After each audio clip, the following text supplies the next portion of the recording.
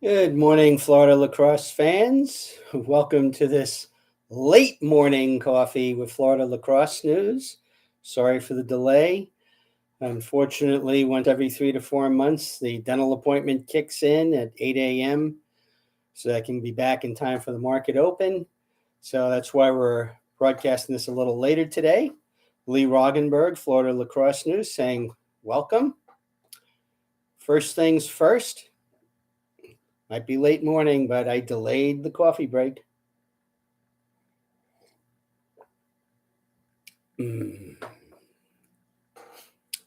Okay, if you haven't already subscribed to the channel, please do so.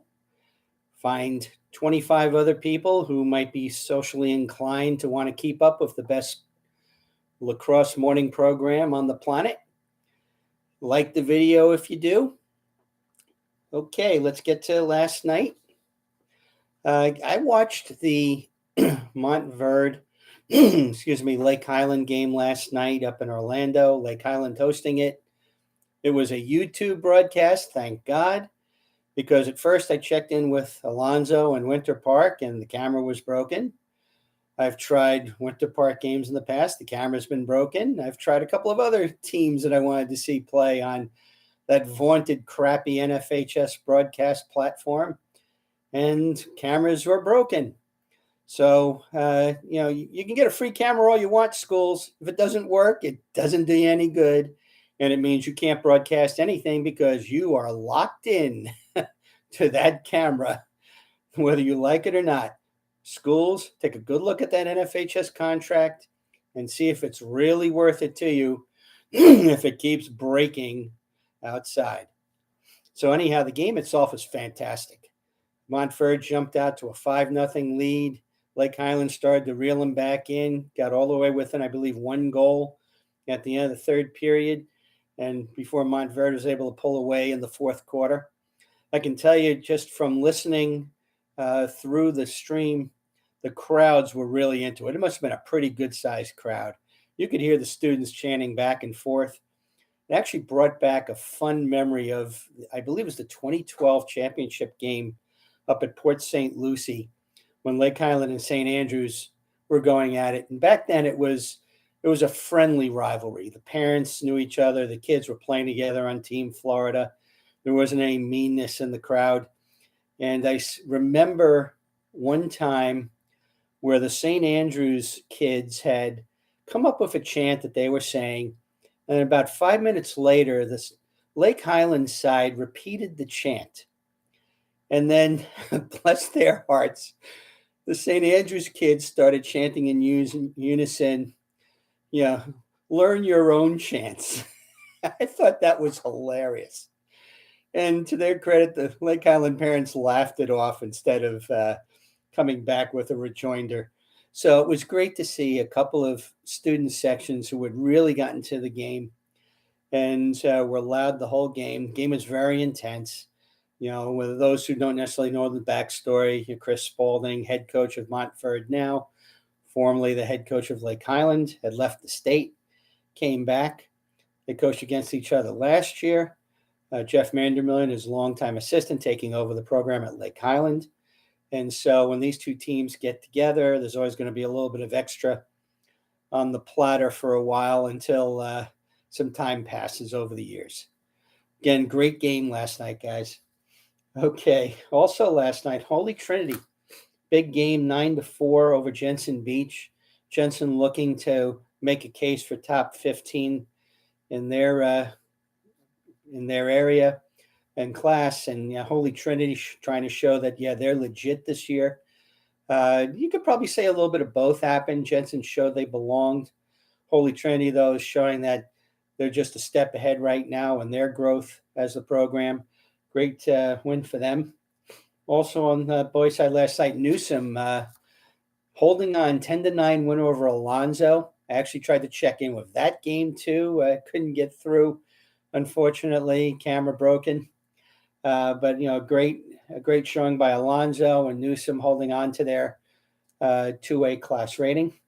Pine School 10-9 over Jupiter Christian. Palmer Trinity 6-4 over North Broward Prep. Bartram Trail 13-7 over Menendez. Got Palm Harbor University 7-4 over Lakewood Ranch. Got St. Petersburg 6-5 over Boca Ciega. We got Flagler Palm Coast 11-10 over Buchholz. Edgewater 13-7 over Winter Springs. Eastlake 12-11 over Shipley of Pennsylvania. And Robinson the 11-6 win over Durant. Easy winners last night on the boys' side: Jesuit, Bishop Moore, Celebration, First Academy, Boone, Providence, Cocoa Beach, Land O'Lakes.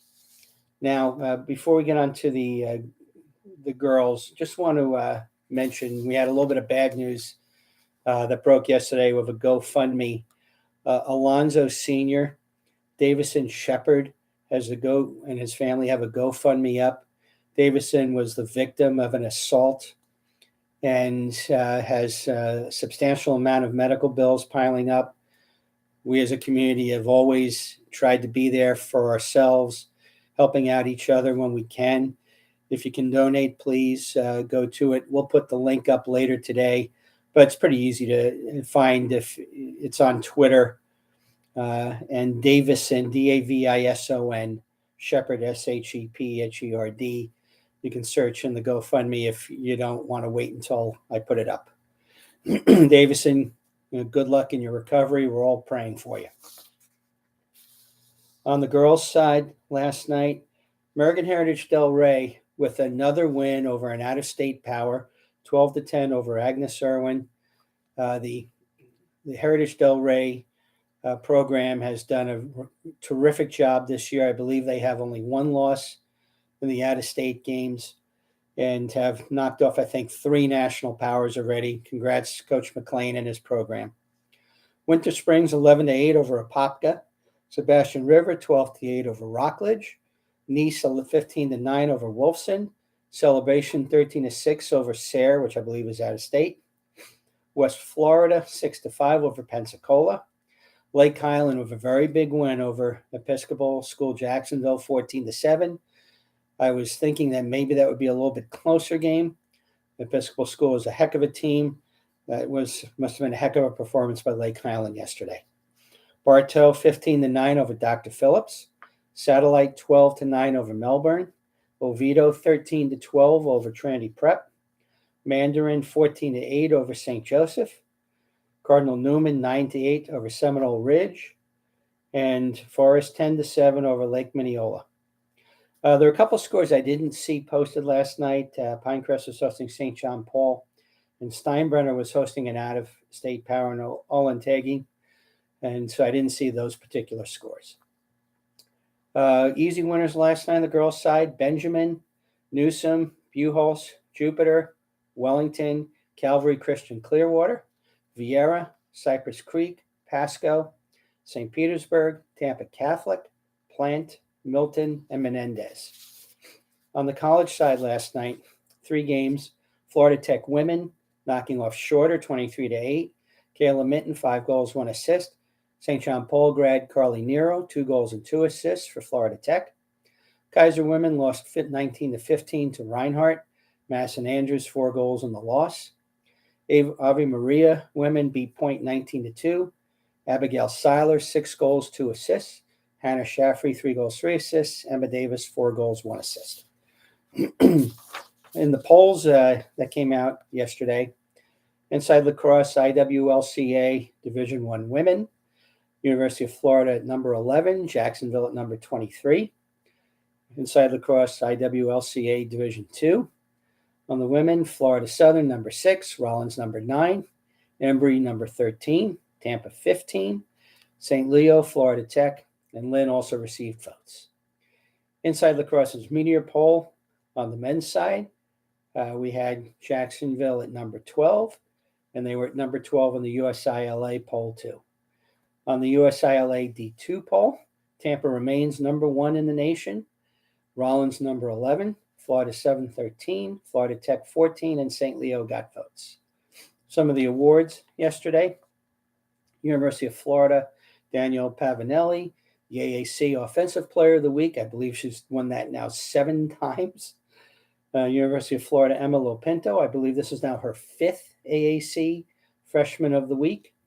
In the Sunshine State Conference, Florida Tech's Zach Rosgany, Offensive Player of the Week. Florida Tech's John Holzman, Defensive Player of the Week.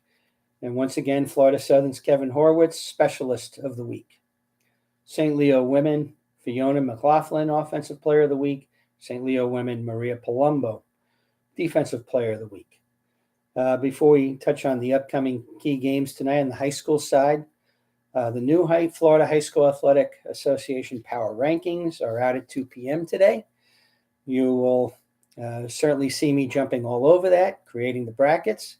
We will be taping the next series with Varsity Sports Network tomorrow morning at 10 a.m. I'm going to push them to put the girls up first this time. So we should have both girls brackets and boys brackets predicted as of the 3/29. Tomorrow I'll give you a little bit better explanation of what the poll mechanism is based on my back and forth with Gainesville, which has been partly fruitful and partly not fruitful. But they have their ways of wanting to keep some things proprietary and under wraps, and we just have to live with that.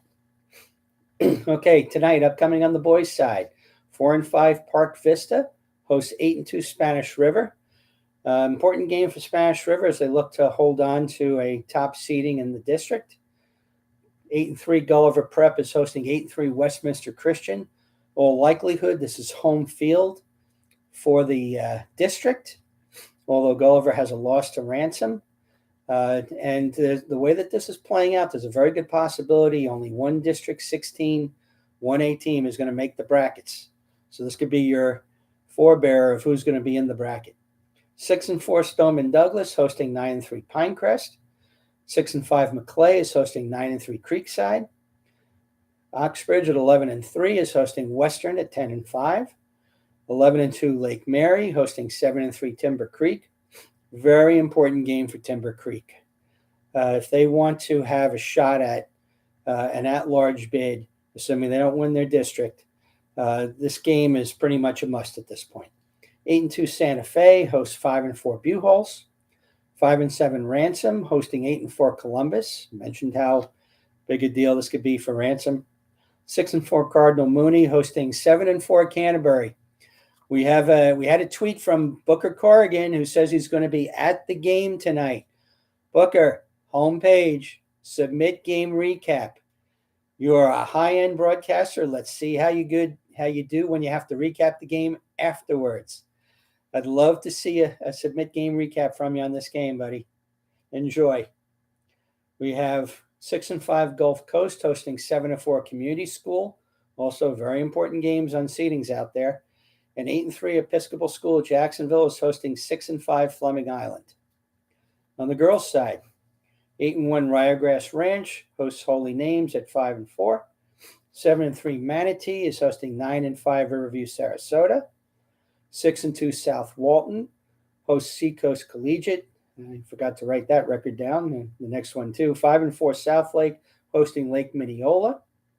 8 and 3 Windermere hosting 4 and 4 Olympia. Big game in the Vero area.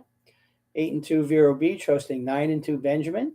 That should be a lot of fun to watch that one. 7 and 3 St. Augustine hosting 9 and 2 Episcopal School. I'm going to watch that one because Episcopal's coming off the loss last night, obviously. But these two teams played at rivalry last year, and it was a blowout. I want to see how much St. Augustine has narrowed the spread in this one. 5 and 4 Stoneman hosts 9 and 3 Western. 8 and 5 Haggerty is hosting 6 and 3 Winter Springs. 4 and 2 Lakeland hosts 7 and 0 Wales. We have 8 and 1 South Fork hosting 6 and 5 St. John Paul. 6 and 4 Ponte Vedra hosting 6 and 3 Creekside.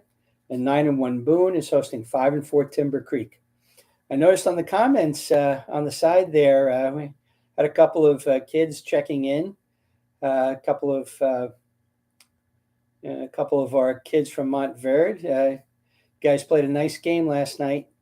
Congrats on the win. Keep checking in, boys. I want to see big-time subscriber bases up your way. Okay? As usual, take a friend to a game, hashtag TAFTAG. Enjoy your time there. Lay off the refs. Grow the game. Enjoy yourselves. Again, if you haven't subscribed, please do so. Hit the like button if you like the video. This is Lee Roggenberg, Florida Lacrosse News, saying so long from the Sunshine State.